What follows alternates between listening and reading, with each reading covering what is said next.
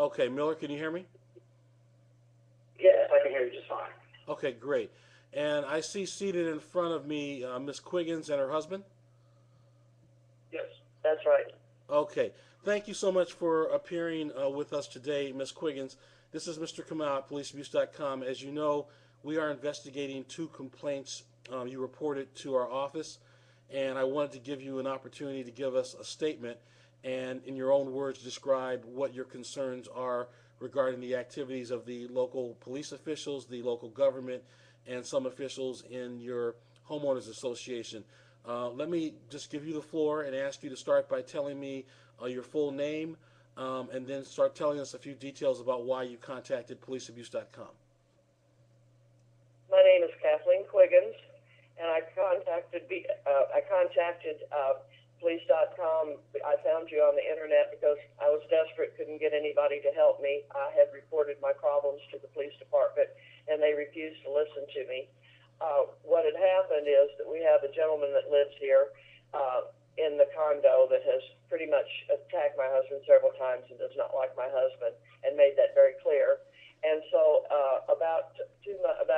right last summer, sometime in 2011, we all received, everybody that was on the board and a few other people received a letter from something about a prophet. In answer to that, I wrote a letter quoting some Bible verses and telling these people that my husband was no longer on the board to please leave us alone. And I mailed it to some people, and Keith Hillman was one of the people I mailed it to. When he received it, he wrote on it a nasty note and pushed it back into our door and told us never to leave our trash at his home again. So I wrote him a letter. I got on the email and I sent him an apology and said I did not mean to upset you. And he came back quickly and on the email and told me that I was crazy. I was certifiably crazy. I need to be put away and not to ever bother him again. We went back one or two emails, and I told him I didn't appreciate him saying that. And he came back and said, if you email me again, I'm going to call the police. I'm going to turn you into the police. I emailed him one more time and said, please, let's just leave each other alone and let this go. And the next Tuesday after Labor Day in 2011, he went to the police department or called the police department in Jeffersonville, Indiana, and reported this non-threatening email. And within 45 minutes, Officer McVeigh was at our door, beating on our door. I answered it, and my husband actually answered it. He didn't know who it was, and he said he was here because of a complaint about me from Keith Hillman. And he gave me a severe warning not to ever email Mr. Hillman again, and he walked away. The problem is, in 2009, there's a lady that lives here in our condos that had harassed us and stalked us. She had tried to blackmail my husband to get off the board. She got in the swimming pool with us and some other guests while we were in there, and she underwater kicked my husband in his rear. She'd just been harassing us, yelling names at my husband, calling him a thief and all this stuff. So my husband went over to the police department in 2009 in about June or July and made a report against her. And they pretty much told him to just, that they would send it over to, he would have to take it over to the prosecutor's office. They weren't really interested. And he went over and did what they told him to do, and the prosecutor's office said, well, just stick it in the file under Harbors, and that's all they were going to do. So my problem is, why did they do nothing about this woman who was doing much worse to us? But yet, Mr. Hillman makes one complaint, and they're over here beating on my door in 45 minutes, giving me a warning. So that was unacceptable, and I tried to find out the reason why by calling the police department, and I called Officer McVeigh's supervisor. He pretty much told me, tough luck, it's none of your business, I don't have to talk to you, just get over it. And at that time, I found you all, and that's why I contacted you. Did he tell you was a nosy neighbor or something? He told me I was just being a nosy neighbor, but he said it was none of my business, and he didn't have to answer my questions. So that's when I found you and called you all and got this thing started. Okay, so I you think felt it's a lot of favoritism. you felt that one primary reason for your concern about how you were treated is that they were behaving unprofessionally, that they weren't that they were blowing you off and dismissing you. My biggest problem is not so much that they treated me unprofessionally, is that they showed tremendous amount of favoritism by jumping on him, Mr. Hillman, reporting me for a very locally, non-threatening email, and immediately they jumped on it for him and came over here and gave me a warning and scared me to never do it again. But yet in 2009, with this woman terrorizing us, we went over and they totally ignored us. So it's pretty much favoritism and bias is what is my problem here. Got you, got you. So it's small town favoritism by the police, in your opinion, in terms of they're not performing their duties fairly. It's not the first time, it happens all the time, and we feel that we're targets because of the other case that we're going to talk about later. We feel that we're somewhat targets, and our name is kind of blackballed over at the police department, the Quiggins, because of Ken's case. So there's just a lot of favoritism, and that is pretty strange that they would want to jump on an unthreatening email, but yet a woman that is stalking somebody and threatening to blackmail them and screaming names at them, which she does to everybody. Many people here she doesn't like, and nothing's ever been done to her. Well, let me stop you there and ask you about that. How serious were the threats?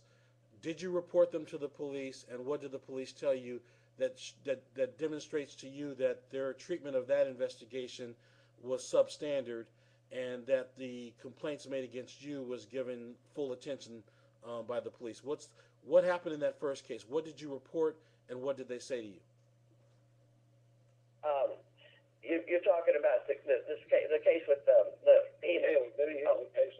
Betty Haley, this woman that did this to us after my husband did the criminal conversion thing, which we're going to go into later. She met him she talked to him, asked him to meet her, and she told him that if he did not resign from the board of directors immediately within 3 days, she was going to turn us in to the Social Security office for having an illegal scooter, which is ridiculous.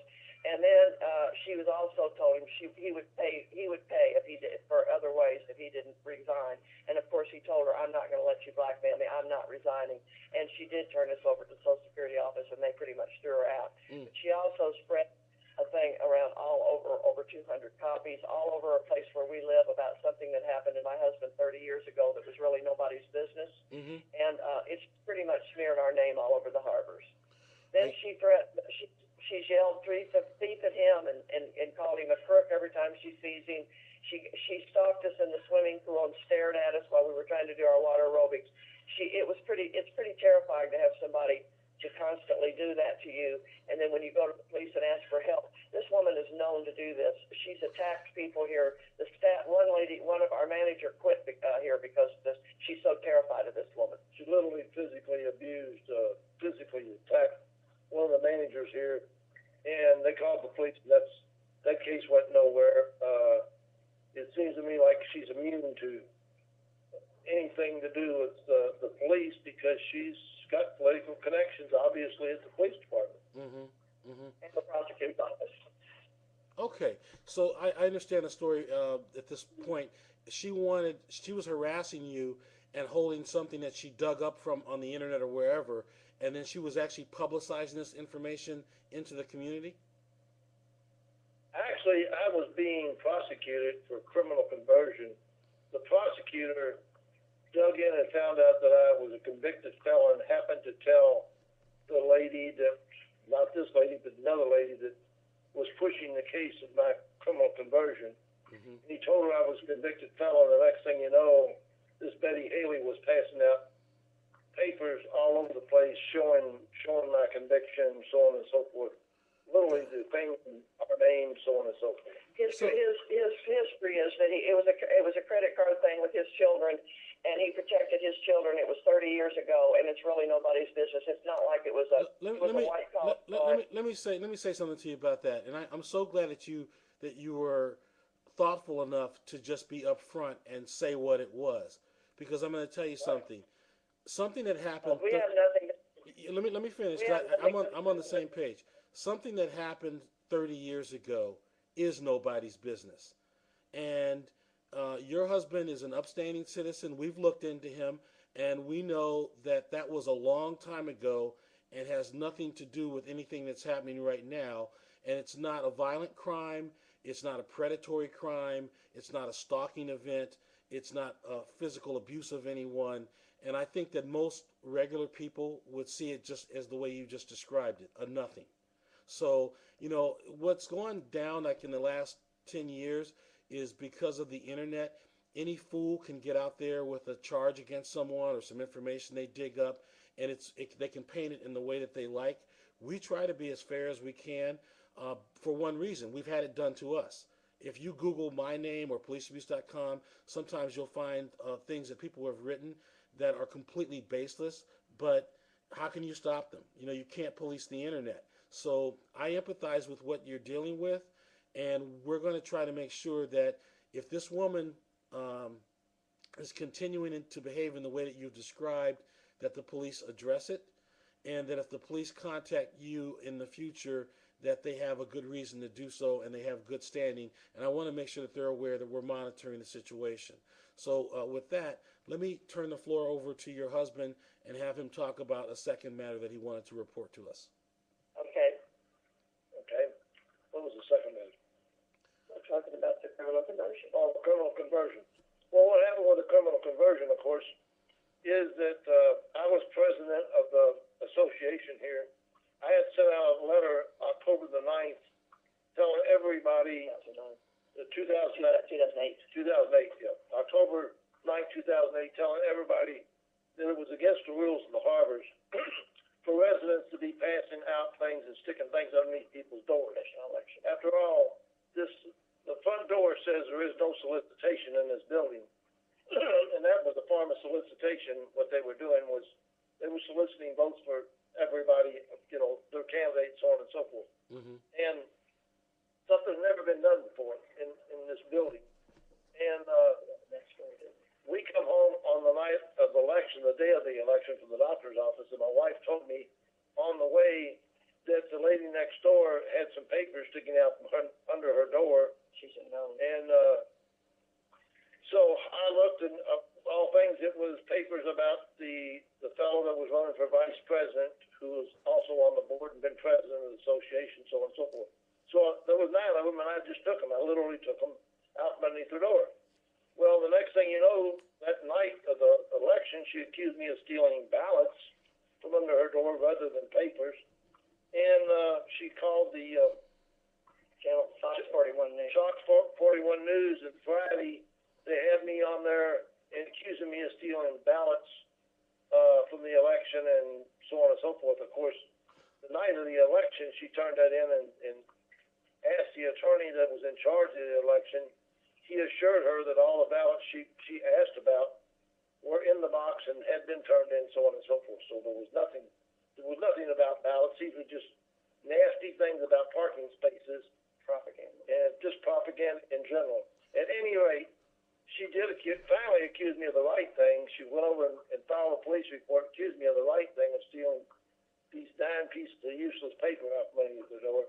And it took us 2.5 years to finally get the end of this thing, and I had to agree not to sue her for defamation, which I didn't really want to do.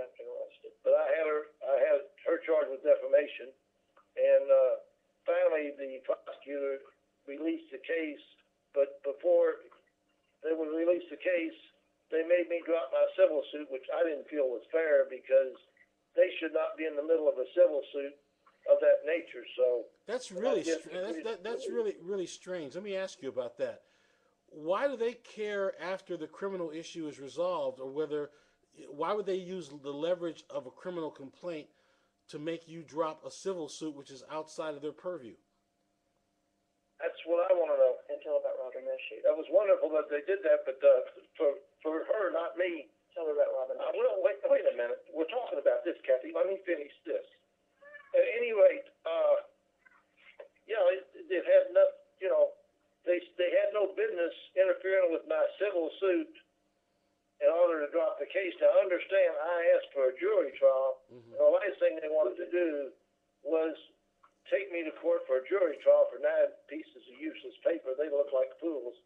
So that was the only way I guess they could figure out how to get out of.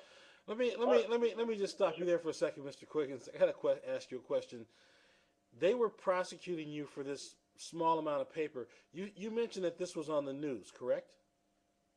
Oh yeah, been on the news twice. They not only prosecuted, they arrested me for this. They come into my home, handcuffed me, and put me in jail for this for the afternoon.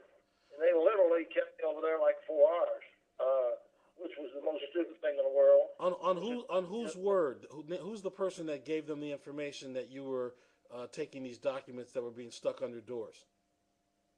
Well, on her word, she had a camera in her door that we didn't know about, and of course it showed up on television that I took the papers out from underneath her door.